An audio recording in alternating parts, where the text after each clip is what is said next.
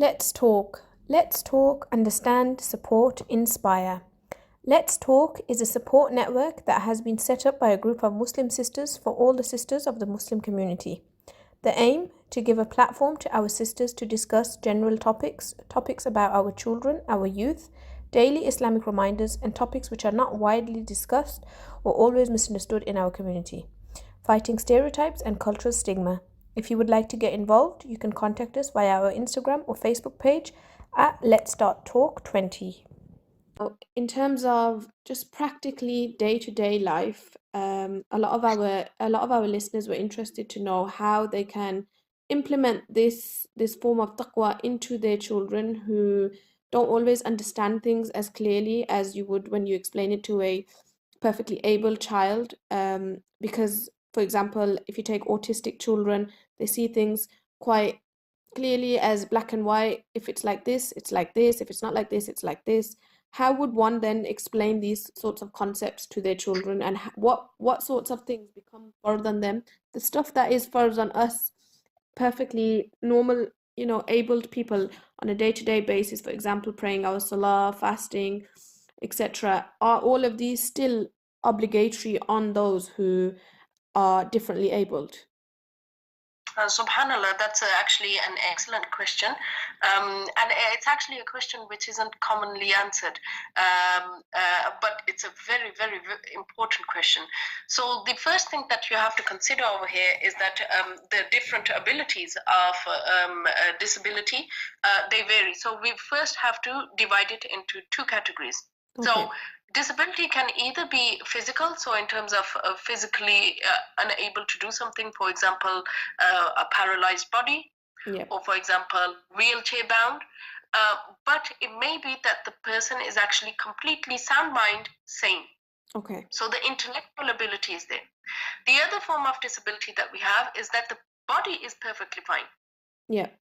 The person is not wheelchair bound, the person is not handicapped, but mentally the person is incapable of doing what or thinking the way we would think. And so this is the first thing that you have to realize. Try to, with your child, engage with your child and understand what the condition is, and firstly realize which condition does your child fall into. Yeah. Is it the physical or is it the mental? And it can even be that the child falls into both of them, or for example, one of them and a milder version of the other. Yeah, definitely. Okay? Yep. The second thing that you have to consider is on the spectrum of the condition, how severe is the condition? Okay. So in Sharia, the general basics of Sharia is that the salah and basic worships, ibadat in Islam becomes compulsory upon an individual based on three main conditions. Okay. Number one, Muslim. Number two, baligh. Number three, aqil. So number one, the person has to be a Muslim, a believer of Allah subhanahu wa ta'ala and Prophet Muhammad sallallahu alayhi wasallam. Number two, the person has to be baligh. So before the age of puberty, the person can be doing the actions and he is rewardable for it, but for missing out the action, he is not sinful. After the age of puberty, the actions now become, for example, salah now becomes compulsory upon him. And the third one is aqil, that is mentally capable, sound mind. Okay, so what do we mean by the word sound mind over here? So for example, if a person is wheelchair bound, but they think and talk and they have common sense just like any one of us, salah is still compulsory upon that person. The fard aspects of ibadah are still compulsory upon that person. Does that make sense? So yeah. Like for example, just because you're wheelchair bound, you still know what the times of the prayers are. You are still capable of performing wudu. Yeah. You are still capable of, doing the basics of being able to recite the Quran and so and so. Of course, yeah. So now what would we say regarding somebody who is not aqil, and where do we differentiate and where do we make that borderline of a person not being classed as aqil? mentally sound. So if a person does not have basic reasoning, so for example, the person is not intellectually capable of thinking that this is harmful for me or not. Yeah. Or if the person is not capable of knowing the basics. For example, the person doesn't even have the ability to realize that this is the afternoon. Okay. Or this morning. Mm-hmm. So they're not capable of differentiating that, okay, morning time is Fajr prayer time, afternoon is Zuhr prayer time, so and so. Okay. Or for example, the person is incapable of understanding even the basics, like for example, things which are within common sense. Okay. Then in that case, if a person is so mentally disabled, then the fard aspects, for example, salah, so and so, they are not compulsory upon that person. SubhanAllah. So there is allowance for them. Yes, there is definitely an allowance for them. But if a person shows some form of reasoning, or in some conditions, what we have is that the person has temporary reasoning. For example, the person might go through a temporary phase of psychotic behavior, and then later on they are behaving normal. Okay. Yeah. So within that phase of psychotic behavior, we rely upon Allah subhanahu wa ta'ala's mercy that the person is excused for that period of time. But when the person's behavior is within the normal limits, then salah is compulsory upon the person. And whereas for the physical ability, if a person is aqil, so is mentally sane, is capable of understanding the basics that, for example, at morning is Fajr prayer time, in the noon is Zuhr prayer time, so and so, then ibadat is compulsory upon the person. Okay, for example, even fasting.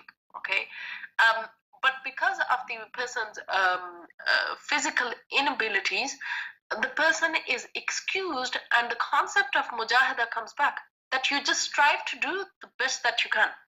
Yeah. And nothing more is required from you. Yeah. So, for example, let's say this person is having trouble, let's say, bending down in prayer. Okay. Or, for example, the person has no ability to stand because they are wheelchair bound. Then, even in this, even in the Shari fiqhi text, we come across a prayer in the form of sitting, even prayer in the form of lying down.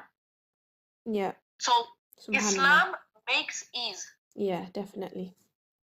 And for example, in wudu, if a person is not capable of doing wudu, or for some odd reason, they are not capable of fulfilling the complete rites of wudu, then again, the person will be excused. Why? Because as long as you try your best, and this is where, from a parent's perspective, you could help your child, or you can help your brother or sister or any family member, that remember, positivity is always the key.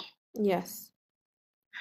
And unfortunately, this comes back to the cultural argument. Unfortunately, one of the problems that we have in our society is that for Islamic topics, the parents and the society always seem to take a negative approach. So, for example, a parent is most likely going to say, if you miss your prayer, you're going to go to hellfire. Yeah, they'll give the negative first. Rather than saying, if you read your prayer, you are going to receive points which will get to you Jannah. Yeah, subhanallah. So the second statement is so much more positive. Of course. And remember, for people who have these different abilities, they tend to have a very, very soft heart. Yes. Because of the conditions that they are going through. So if you take it from a very positive approach, remind them and tell them the stories about Jannah, tell them the stories of the love of the Prophet ﷺ, tell them about how Allah subhanahu wa ta'ala is so compassionate and so merciful, the person will want to go to Salah. The person will want to come more and more closer towards the Deen. Indeed. Never take it from a negative point of view, always a positive point of view. And within a household, remember, you as a parent are the biggest role model. Of course. course. And so if you make sure you are praying, your child will want to imitate you, independent and irrespective of what condition they are going through. They will try their best. And so you have to be that role model, and encouragement is a big thing. From a parent's point of view, you can only do the best that you can, and never be upset and never scold your child over something which they are not capable of doing. Remember, it all comes down to mujahida. As long as they are striving, as long as they are trying to do it, that trying is rewardable.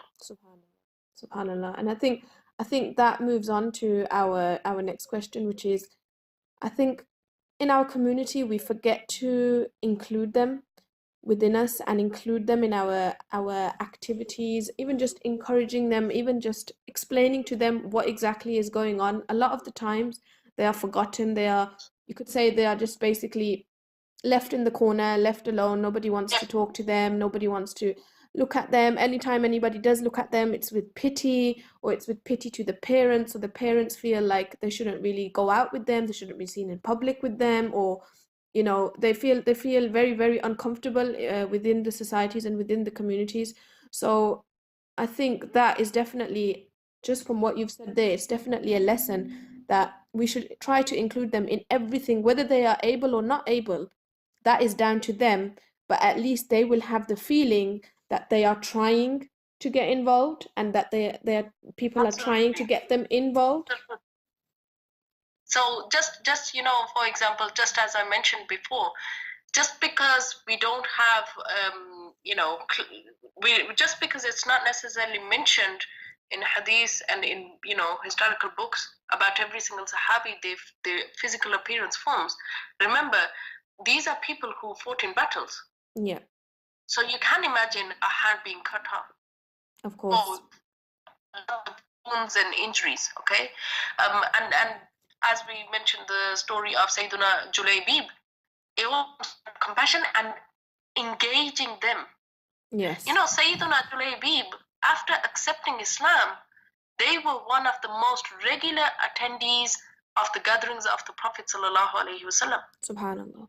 And the Prophet sallallahu alaihi wasallam made sure that Julaybib receives the attention just like any other Sahabi. Actually, not even just like, more. For example, the statement of the Prophet ﷺ saying that Hada minni wa ana minhu, he is from me and I am from him. This rank, this closeness and love, this is something very high. Yes. For the Prophet ﷺ to say regarding someone. And so fitting them within society is very, very important. And again, from a parent's perspective, it requires a bit of a response. Please click on the link to listen to the continuation of this episode. If the link is not available on screen, please look in our description box below and the link will be available.